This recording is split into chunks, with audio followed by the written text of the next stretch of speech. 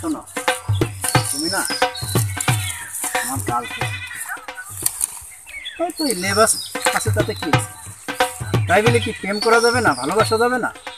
এটা কথা হলো? আরে ওই বউটা না আস্ত হারাম দাদা, বউটারে কোনো কথা কইলে শোনে না, খালি ড্যাডাং ড্যাডাং করে।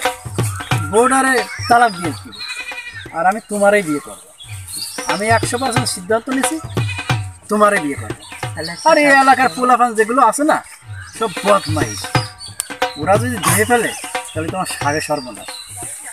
আমি 100% কথা বলবো যে ওই যে দেখিছো তো তোমার সত্যি, ওরে তালাক দিয়ে আমি তোমারে বিয়ে করে ফেলবো, কোনো চিন্তা ভাবনা না। তুমি কথা বলতেছো না কেন? বলতেছি তো, আগে একটু তালাক দাও, তারপরে না আমি যাবো। সত্যি তো? সত্যি যাবো। আগে একটু তালাক দাও, তারপরে আমি যাবো। তালাক দিতে গেলে তো 8-10 লাখ টাকার ব্যাপার।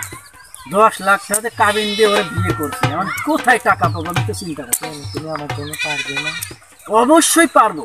10 লাখ টাকা আমার জন্য কি তোমার কাছে কিছু না, আসলে পোশাকের মর্যাদা রাখতে গেলে তো, আর তোমার বিয়ে শাদী করতে গেলে তো ওরা তো তালাক দিতেই হবে। আমার তালাক না দিলে তো তোমার আনতে পারতেছে না, আমি বসে হয়ে যাবে, বসে গল্প